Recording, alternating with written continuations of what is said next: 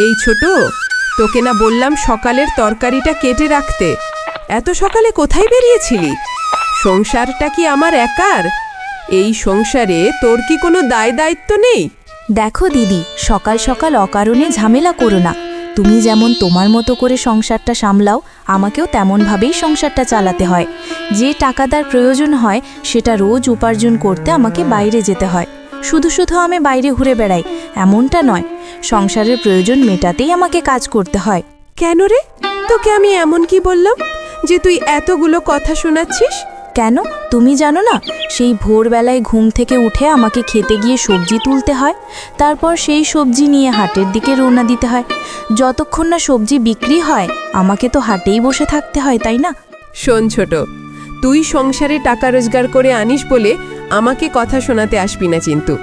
আমিও তো সংসারে বসে থাকি না। ভোরের আগে ঘুম থেকে উঠে পড়তে হয়, তারপর গরুগুলোর খাবার জোগাড় করা, ওদের খাওয়ানো সবই আমাকেই করতে হয়।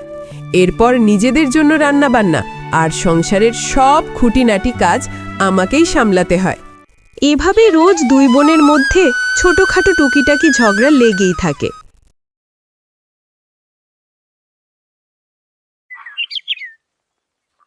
একদিন তারা দুজনে একসাথে ঘুরতে বেরিয়ে পড়ল। দেখো দিদি, জায়গাটা কত সুন্দর। না, আমার খুব একটা ভালো লাগছে না। যার মন সুন্দর হয় না তার কিছুই ভালো লাগে না। কি কি বললি ছোট? আমার মন সুন্দর না? তুই বুঝি খুব বড় মনের মানুষ। তোর মনে দয়া, মায়া, সহানুভূতি সবই আছে? হ্যাঁ, নিশ্চয়ই আমার মনে দয়া মায়া সবই আছে, নইলে তোমার সঙ্গে এতদিন একই সংসারে টিকে থাকতাম কি করে? মুখ সামলে কথা বল ছোট। আমার ওপর দয়া দেখানোর দরকার নেই, আর একসঙ্গে থাকতে হবে না তোকে। বাড়ি ফিরেই আমরা আলাদা হয়ে যাব। তুই তোর মতো থাকবি আর আমি আমার মতো চলবো।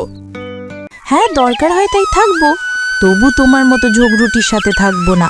কি, আবার তুই আমাকে ঝগড়ুটি বললি?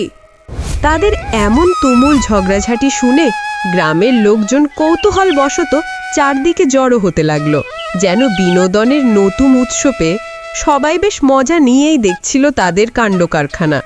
ঠিক তখনই ভিড় চিরে হঠাৎ কোথা থেকে এক বুড়িমা এগিয়ে এসে সবার সামনে দাঁড়িয়ে পড়ল। এই তোরা চুপ, ঝামেলা করিস না দুই বোন মিলে। বলি, তোদের কি নিয়ে এত ঝামেলা হয় রে?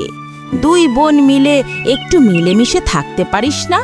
রোজ এটা সেটা নিয়ে ঝামেলা করতেই হয় তোদেরকে। দেখো না বুড়িমা, ও সারা দিন আমার সাথে ঝগড়া করে। না বুড়িমা, ও আগে আমার সঙ্গে ঝগড়া করে।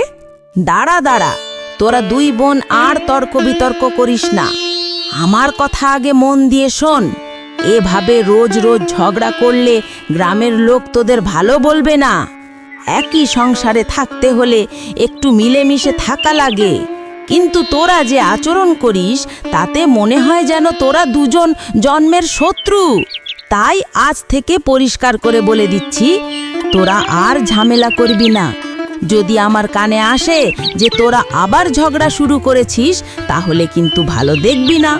মনে রাখিস, আমি জাদুবিদ্যা জানি। এক ঝটকায় তোদের মাথা একেবারে টাক করে দেব, আর কোনোদিন চুল গজাবে না। তোদের রূপ আর সৌন্দর্য চিরদিনের মতো হারিয়ে যাবে। এরপর থেকে তারা দুজন মিলেমিশে থাকতে শুরু করলো। তাদের মধ্যে আর কোনো ঝামেলা বা মনোমালিন্যের ছায়াও দেখা গেল না।